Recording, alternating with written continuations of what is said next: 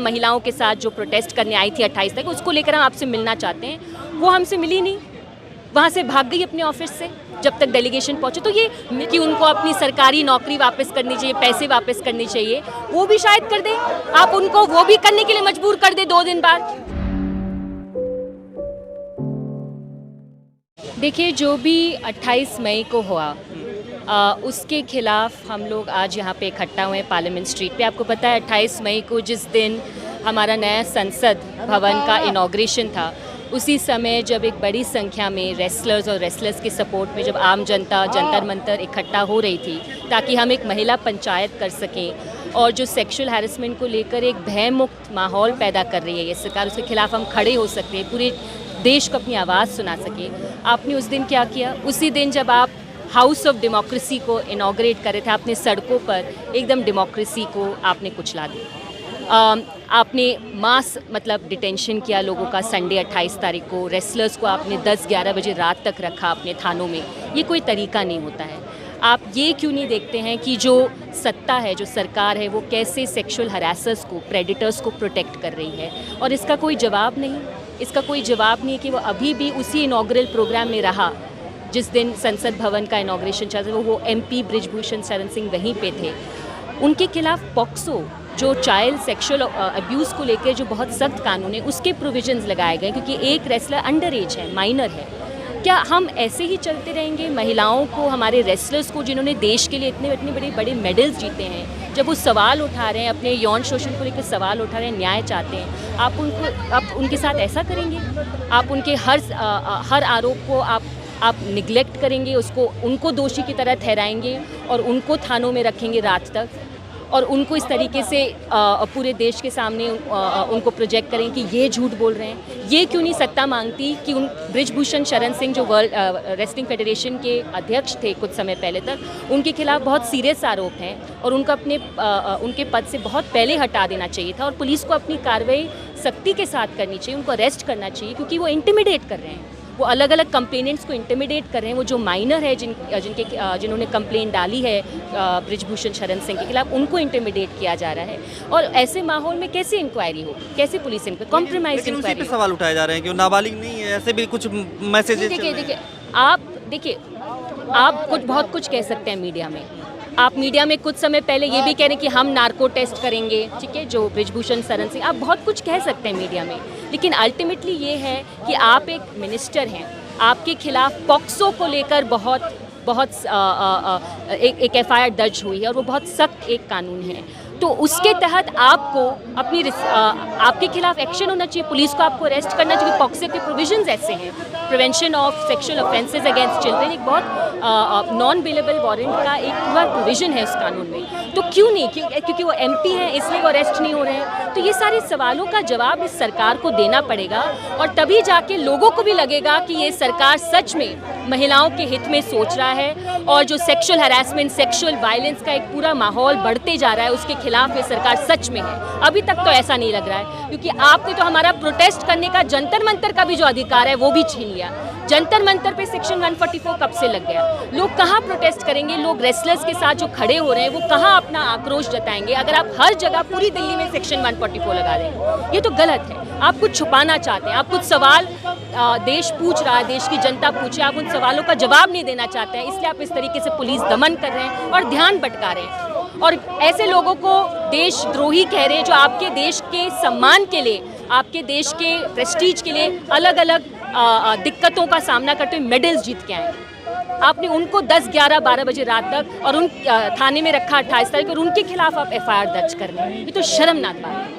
बृजभूषण शरण सिंह कह रहे हैं अभी जो गंगा में प्रवाहित करने गए थे उसको लेकर के, और मीडिया के भी लोग ये कह रहे हैं कि उन्हें करना ही है, मेडल देना है तो आप उनको पैसे ही लौटा दीजिए जितने मिले हैं आपके पास, करोड़ों रुपए। देखिए, एक चीज़, अगर कोई इंसान पूरी ट्रेनिंग कर अपना पूरा समय ट्रेनिंग इन एक स्पोर्ट्स में लगाई है या लगाया है, आपको पता है वो कितना मेहनत का काम है। वो उस मेडल को अगर गंगा में बहा रहे हैं, ठीक है, वो एक बहुत बड़ी बात है। हम तुच्छेपन पे ना उतरे कि उनको अपनी सरकारी नौकरी वापस करनी चाहिए, पैसे वापस करने चाहिए, वो भी शायद कर दे। आप उनको वो भी करने के लिए मजबूर कर दे 2 दिन बाद। अभी तो उन्होंने पहला कदम उठाया है कि उनका जो स्वेट एंड ब्लड है, मेहनत का काम था वो मेडल जीतना देश के लिए, वो कह रहे वो हमें चाहिए नहीं जब तक हमें न्याय नहीं मिले। उससे बहुत बड़ा कदम है, बहुत ब्रेव मूव उन्होंने किया था। और हम अगर उस चीज़ पे जो लोग कह रहे हैं कि अच्छा ये ऐसा करें, पहले तो उनको ये करना चाहिए था, वो करना चाहिए था, बात ये लगातार 1.5 महीने से लगभग वो प्रोटेस्ट कर रहे हैं। आपने उनको न्याय दिया, नहीं दिया। फिर उन्होंने अपने मेहनत का जो फल है, अपने मेडल्स को गंगा में बहाया, आप उसको भी नहीं रिकग्नाइज कर रहे, आप उसको भी कहीं ना कहीं सस्पेक्ट कर रहे हैं। आप उनको बार बार मजबूर कर रहे हैं कि वो अलग अलग कदम उठाएं, ठीक है, न्याय ताकि उनको न्याय मिले। ये शर्मनाक बात है कि हम यहाँ तक पहुँच गए। कल क्या पता उनको आप और कितना मजबूर करेंगे कुछ और चीज़ गिव अप करने के लिए। केंद्रीय मंत्री भागती हुई दिखी हैं जब सवाल पूछा गया उनसे कि कुछ बोलिए मीनाक्षी लेखी जी। मुझे लगता है कि अलग अलग लेवल पे हमें इस टाइप से कंप्लिसिटी दिख रही है। कंप्लिसिटी मतलब अलग अलग अथॉरिटीज़ की मिली भगत है। कल 31 तारीख को महिला संगठनों का एक डेलीगेशन गया था नेशनल कमीशन फॉर विमेन।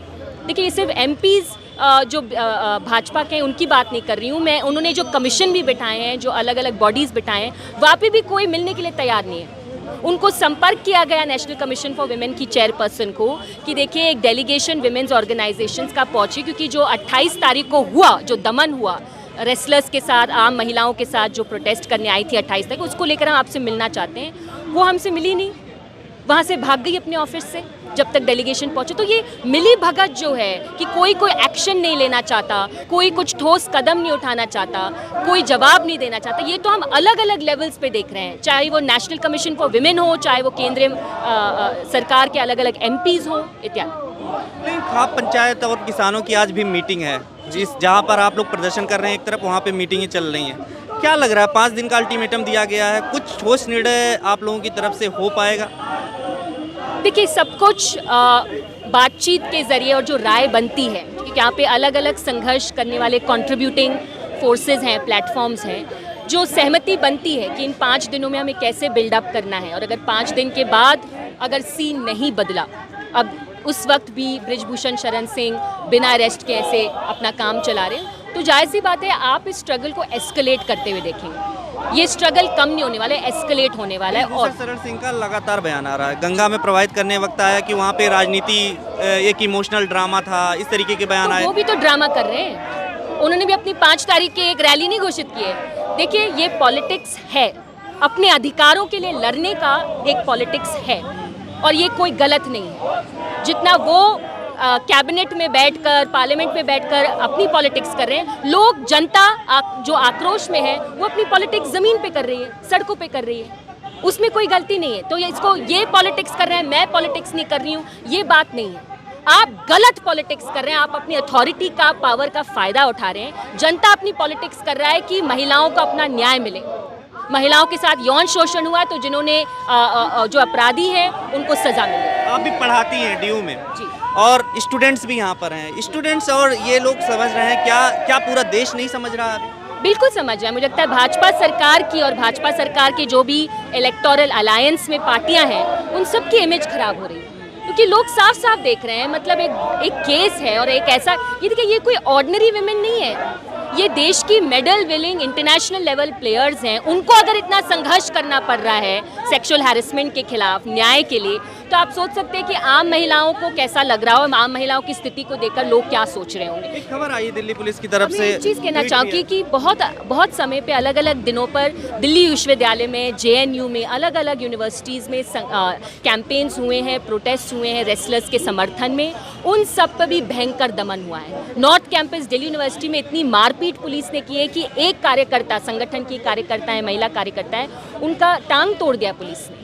तो मतलब इतना ज़्यादा शोषण आप क्या छुपाना चाहते हैं? आप क्या कल्चर पैदा करना चाहते हैं इम्प्यूनिटी का, कि आप अपराध कीजिए महिलाओं के साथ, आपके साथ कुछ नहीं होगा, जहाँ जहाँ लोग उठ के संघर्ष करें उनको दबा दिया जाए। अभी मार्च आप लोग कर रहे हैं, लेकिन मार्च में जाने देंगे आगे आप लोग? देखिए, हमारी पूरी कोशिश रहेगी कि हम जाएं, ये हमारा जनतांत्रिक अधिकार है। और जंतर मंतर जाएंगे आप लोग? जितने दूर तक हम जा सकते हैं, हमारा प्लान यही है कि हम रैली निकालें और एक पब्लिक मीटिंग करें, क्योंकि हम चाहते हैं कि लोग तक ये बातें पहुँचें और लोग चर्चा करें कि ये किस किस्म का माहौल है, किस किस्म की सरकार है जो अपने लोगों पर, पूरी दिल्ली पर 144 लगाकर चुप कराने की कोशिश कर रही है। खबरों में बने रहने के लिए फोरम 4 को सब्सक्राइब करें और नोटिफिकेशन पाने के लिए बेल आइकन दबाएं।